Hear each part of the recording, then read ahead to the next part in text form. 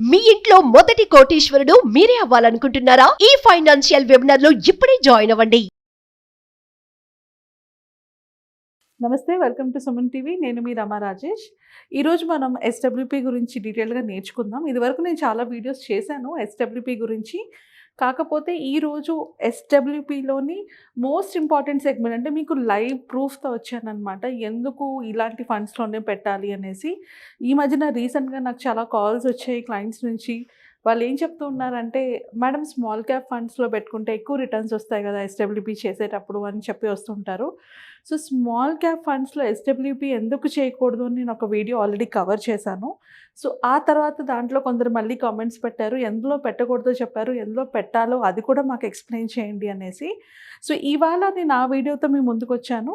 And more over మనం డీటెయిల్గా calculations కూడా చూద్దాము, ఎందుకు స్మాల్ క్యాప్ ఫండ్స్లోని పెట్టకూడదు, ఎలాంటి ఫండ్స్ ఎస్డబ్ల్యూపీకి మంచివి, ఇవన్నీ కూడా డీటెయిల్గా నేర్చుకుందాం. అండ్ లాస్ట్లోని మనము ఒక అనాలిసిస్ కూడా చేసి అర్థం చేసుకుందాము. సో ఫస్ట్ వచ్చేటప్పటికి, ఎందుకు మనం ఎస్డబ్ల్యూపీ పెట్టుకునేటప్పుడు స్మాల్ క్యాప్ ఫండ్స్ కానీ లేకపోతే డెట్ ఫండ్స్లో కానీ పెట్టుకోకూడదు అని తెలుసుకోవాలి. So already small cap funds గురించి నేను ముందే మాట్లాడాను కాబట్టి, ఇప్పుడు స్మాల్ క్యాప్ ఫండ్స్ కాకుండా మనం ఎక్కువ రిస్క్కి వెళ్ళకుండా, అంటే ఫ్లెక్సీ క్యాప్ కానీ, అగ్రెసివ్ హైబ్రిడ్ ఫండ్ కానీ, లేదా కన్జర్వేటివ్ హైబ్రిడ్ ఫండ్ కానీ, లేదా డెట్ ఫండ్స్ కానీ, ఇలాంటి వాటిలో అంటే ఇవి రిస్క్ తక్కువ ఉన్నవి compare to small and mid cap, ఇవి రిస్క్ తక్కువ ఉన్నవి. ఇలాంటి వాటిలో ఇన్వెస్ట్ చేసుకునేటప్పుడు మనం దానివల్ల మన క్యాపిటల్ ఎన్నిసార్లు రిస్క్లో పడుతుంది, దానివల్ల మనకు వచ్చే లాసెస్ ఏంటి, ప్రాఫిట్స్ ఏంటి, సో వీటన్నిటిలో కూడా బెస్ట్ ఆప్షన్ ఏంటి, వీటన్నిటి గురించి వాళ్ళ వీడియో నేర్చుకుందాం. సో ఫ్లెక్సీ క్యాప్లో అంటే ఇది real data analysis value research వాళ్ళు చేసింది. దాని ప్రకారంగా వాళ్ళు ఒక 1 crore రూపీస్ కనుక ఇన్వెస్ట్ చేస్తే, 1 crore రూపీస్ ఎస్డబ్ల్యూపీ కోసం ఇన్వెస్ట్ చేసినప్పుడు ఎవ్రీ మంత్ 50,000 చొప్పున తీసుకుంటున్నప్పుడు ఎన్నిసార్లు ఆ అమౌంట్ రిస్క్లో, వాళ్ళు పెట్టిన ₹1,00,00,000 ఎన్నిసార్లు రిస్క్లో పడింది, అండ్ అట్లానే ఎంత అమౌంట్ రిటర్న్ వచ్చింది, అండ్ దానివల్ల వచ్చిన బెనిఫిట్స్ ఏంటి, దాని గురించి ఒక చిన్న స్లైడ్ ఇది. సో ఇది ఆల్రెడీ నేను ఇంకొక వీడియోలో చేశాను ఎస్డబ్ల్యూపీ గురించి, ఒకవేళ మీకు కంప్లీట్గా కావాలంటే ఆ వీడియో చూడండి. బట్ ఇందులో మనం అర్థం చేసుకోవాల్సిన మోస్ట్ ఇంపార్టెంట్ పాయింట్ ఏంటి అంటే, ఫ్లెక్సీ క్యాప్ ఫండ్లో కనుక మీరు పెడితే, ఒక 10 years పాటు ఫ్లెక్సీ క్యాప్ ఫండ్లో కనుక ఒక ₹1,00,00,000 పెట్టి నెలకి 50,000 చొప్పున విత్డ్రా చేసుకుంటూ ఉంటే, విత్డ్రా అయ్యేటప్పటికి మీ అకౌంట్లో 2 crores to 2.65 crores వరకు ప్రాఫిట్ ఉంటుంది. అండ్ ఆబ్వియస్లీ ఫ్లెక్సీ క్యాప్ అన్నది చాలా హై వాలటైల్ ఫండ్ కాబట్టి మీ కార్పస్ 3 times డేంజర్లో పడే ఛాన్స్ ఉంది. అంటే ఈ 10 years పీరియడ్లోని 3 times మీరు పెట్టిన ₹1,00,00,000 కన్నా పడిపోయే ఛాన్స్ ఎక్కువ ఉన్నది. అండ్ నెక్స్ట్కి వచ్చేటప్పటికి, దీనివల్ల మనకి బెనిఫిట్స్ ఏంటి అంటే ఎక్కువ రిటర్న్స్ వస్తాయి. ఆబ్వియస్లీ ఫ్లెక్సీ క్యాప్ ఫండ్స్లో మనకి రిటర్న్స్ ఎక్కువ ఉంటాయి, కానీ రిస్క్కి వచ్చేటప్పటికి ఇది వాలటైల్ హైగా ఉంటుంది. మనం ఎప్పుడైనా ఏదైనా ఫండ్లో ఇన్వెస్ట్ చేసేటప్పుడు అది హై వాలటైల్ ఉంటే మనకి రిటర్న్స్ బాగా వస్తాయి, కానీ అందులోంచి మనం విత్డ్రా చేసుకునేటప్పుడు దానివల్ల ఎక్కువ యూనిట్స్ని కన్సంప్షన్ చేస్తాము. సో అందుకని ఫ్లెక్సీ క్యాప్ ఫండ్లో కనుక మీరు పెట్టుకుంటూ ఉంటే వాలటిలిటీ ఎక్కువ ఉండడం వల్ల మీకు వచ్చే కార్పస్, అంటే మీ కార్పస్ డేంజర్లో పడే ఛాన్సెస్ ఎక్కువ ఉంటాయి. రిటర్న్స్ మీకు కనిపిస్తున్న కార్పస్ ఎక్కువ డేంజర్గా ఉంటుంది. సో ఇది మాట్లాడడానికి చాలా సులువుగా ఉంటుంది, కానీ మీరు పెట్టిన ₹1,00,00,000 సడన్గా ఒక 5 years తర్వాత 80 lakhsకు 70 lakhsకు పడిపోయినట్టు కనిపించింది అనుకోండి, అది ఎమోషనల్గా ఎలాంటి ఇంపాక్ట్ ఉంటుంది మీ మీద, అది చాలా ఇంపార్టెంట్. సో అందుకని ఫ్లెక్సీ క్యాప్ ఫండ్స్ మంచి రిటర్న్స్ ఇచ్చినా కూడా దీనికన్నా బెటర్ ఆప్షన్స్ ఉన్నప్పుడు, అంటే ఎక్కువ రిస్క్ లేకుండా కొంచెం తక్కువ రిస్క్కి ఇంచుమించుగా మనకి రిటర్న్స్ వస్తున్న ఫండ్స్ ఉన్నప్పుడు వాటిని ప్రిఫర్ చేసుకోవడం బెటర్. సో ఈ కేటగిరీలో next best category aggressive hybrid funds. Aggressive hybrid ఫండ్స్లో కూడా మనకి 2 to 2.5 crores దాకా వస్తుంది రిటర్న్. అండ్ దీని రిస్క్ దీనంత హై కాదు, ఇది మీడియం టు హై రిస్క్ ఉంటుంది. అండ్ మీరు పెట్టిన కార్పస్ ఏదైతే ఉంటుందో ఇది 1 crore 1 time మాత్రమే 10 yearsలోని డేంజర్లో పడింది, అంటే 1 crore కన్నా తగ్గింది. అండ్ నెక్స్ట్కి వచ్చేటప్పటికి అగ్రెసివ్ హైబ్రిడ్ ఫండ్స్ సిమిలర్గా ఈక్విటీ మార్కెట్లోని, అంటే ఫ్లెక్సీ క్యాప్ ఫండ్స్ అట్లా దానికి సిమిలర్గా రిటర్న్స్ ఇస్తున్నప్పుడు, అంత రిస్క్ తీసుకోకుండా కొంచెం తక్కువ రిస్క్లో తీసుకున్నా మనకి మంచి రిటర్న్స్ వస్తున్నప్పుడు ఇది బెస్ట్ చాయిస్ అనమాట. సో అండ్ దీంతో కంపేర్ చేసుకుంటే దీని వాలటిలిటీ కొంచెం తక్కువ ఉంటుంది. అందుకనే మీరు చూస్తే మీ కార్పస్ డేంజర్లో ఎక్కువ పడలేదు. ఇప్పుడు నేను ఒక 2 బెస్ట్, అంటే ఒక top performing aggressive fund and ఒక బాటమ్ పర్ఫార్మింగ్ అగ్రెసివ్ ఫండ్, ఇవి రెండు కంపేర్ చేసి మీకు ఎక్స్ప్లెయిన్ చేస్తాను నెక్స్ట్కి వచ్చేటప్పటికి. అలానే మనం కన్జర్వేటివ్ హైబ్రిడ్ ఫండ్కి వెళ్ళామనుకోండి, కన్జర్వేటివ్ హైబ్రిడ్ ఫండ్లో మీకు రిటర్న్స్ మీరు పెట్టిన ₹1,00,00,000 1.19 నుంచి 1.61 crores వరకు రిటర్న్స్ వస్తాయి. ఇది రిస్క్. అగ్రెసివ్ హైబ్రిడ్ ఫండ్తో పోల్చుకుంటే దీనికి రిస్క్ కొంచెం తక్కువ. కానీ మీరు ఇక్కడ అబ్జర్వ్ చేయాల్సిన మోస్ట్ ఇంపార్టెంట్ పాయింట్ మీ కార్పస్ ఏదైతే ఉందో అది 7 times రిస్క్లో పడుతుంది. సో 7 times అది రిస్క్లో పడుతుంది అంటే మీరు పెడుతున్న అంటే ప్రతి సంవత్సరం 10 ఏళ్ళలోని చాలాసార్లు 7 times మీ కార్పస్ తక్కువలోనే మీకు కనిపిస్తూ ఉంటుంటే ఇట్ ఈస్ వెరీ రిస్కీ. అంటే అది మనం కంటిన్యూ చేయడానికి భయపడుతుంటాం. ఎందుకు రిస్కీ పడుతుంది అంటే మనం ప్రతి నెల ఎస్డబ్ల్యూపీలో విత్డ్రా చేసుకుంటూ వెళ్తున్నాం. సో విత్డ్రా చేసుకునేటప్పుడు దాన్ని గ్రోత్ ఎక్కువ లేదనుకోండి, మీకు వస్తున్న రిటర్న్ ఎక్కువ లేదు, కానీ మీరు విత్డ్రా చేసుకుంటూ వెళ్తే ఏం జరుగుతుంది, మీ కార్పస్లో నుంచే అది రిమూవ్ అవుతుంది కదా. సో అందువల్ల ఇది రిస్కీ అనమాట. సో మనం ఎప్పుడైనా కూడా ఎస్డబ్ల్యూపీలో పెట్టుకునేటప్పుడు లో రిస్క్ కోసం ఆలోచించకూడదు, మీడియం రిస్క్కి వెళ్ళాలి.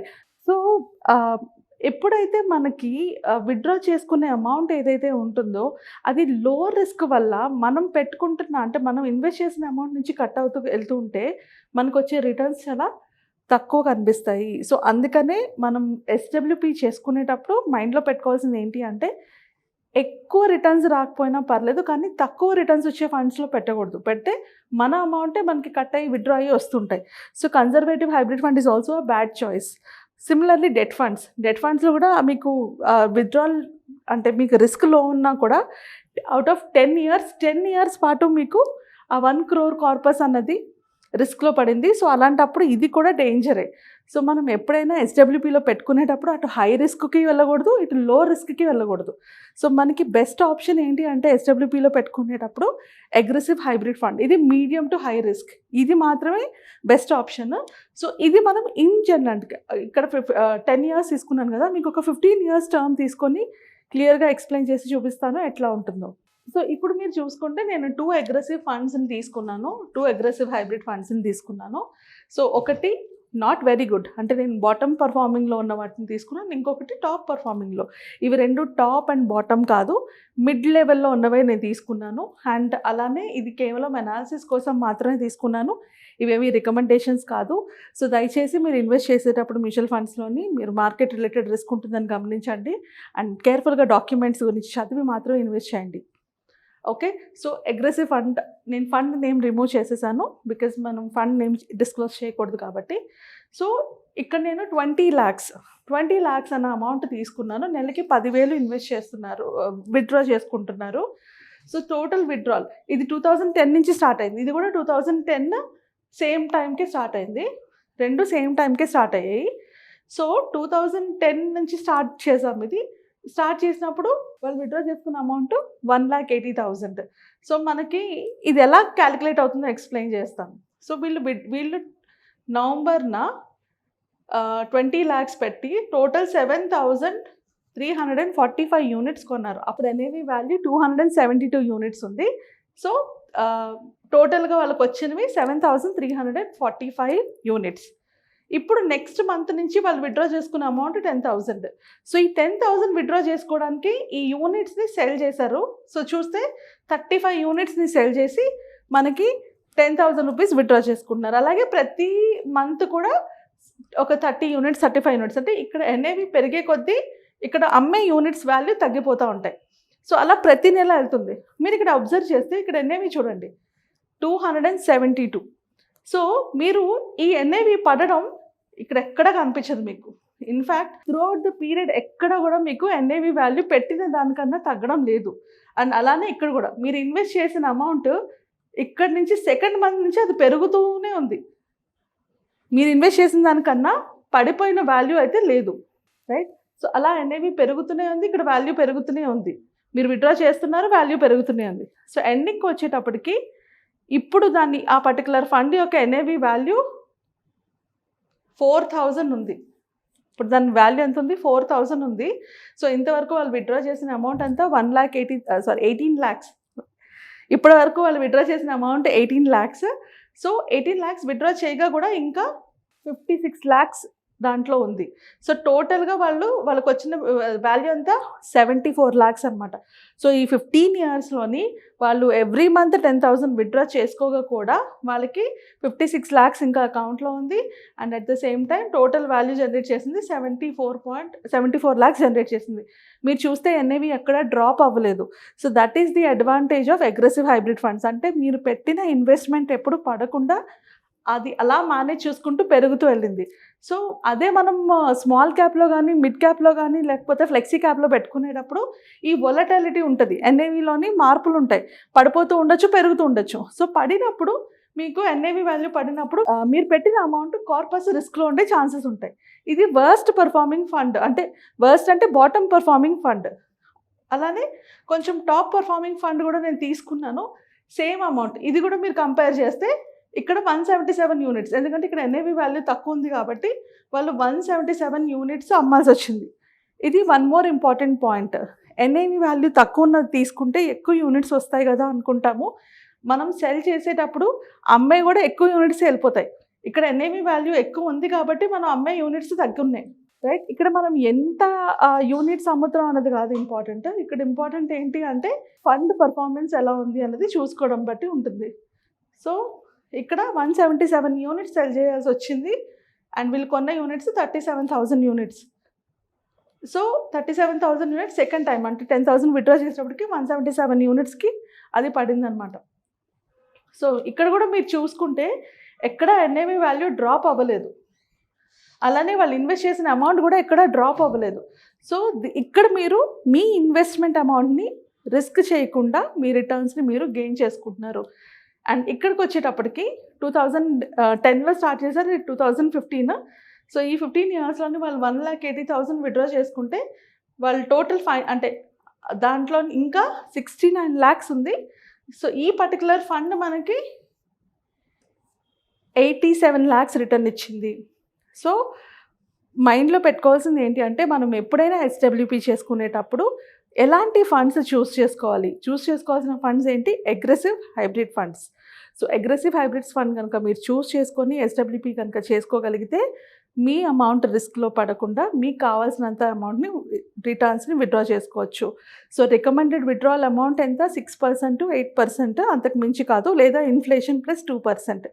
ఇంతకు మించి విత్డ్రా చేయకూడదు ఎస్డబ్ల్యూపీ చేసుకునేటప్పుడు. అలా విత్డ్రా చేస్తే మీ కార్పస్ కూడా డేంజర్లో పడుతుంది అండ్ మీరు లాంగ్ టర్మ్ ఇట్లాగా వెల్త్ని అయితే క్రియేట్ చేయలేరు. ఐ హోప్ ఎస్డబ్ల్యూపీ గురించి ఒక మంచి ఐడియా మీకు ఈ వీడియో ద్వారా వచ్చినట్టు అనిపిస్తుంది. అండ్ అలానే ఇంకా డీటెయిల్డ్గా మనం ఇలాంటి కాన్సెప్ట్స్ గురించి నేర్చుకోవాలంటే మనం కండక్ట్ చేస్తున్న వెబినార్లో జాయిన్ అవ్వండి. ఆ వెబినార్లో ఇన్ డెప్త్గా మ్యూచువల్ ఫండ్స్ అంటే ఏంటి, ఎస్ఐపి అంటే ఏంటి, ఎస్డబ్ల్యూపీ అంటే ఏంటి, ఇలాంటి మార్కెట్ సిచ్యువేషన్లో కూడా ఎలా ఇన్వెస్ట్ చేసుకోవాలి, వీటన్నిటి గురించి డీటెయిల్గా నేర్చుకుంటాము. సో మీకు మోర్ డీటెయిల్స్ కోసం కింద స్క్రోల్ అవుతున్న నెంబర్కి కాల్ చేసి బుక్ చేసుకోండి. Thank you so much.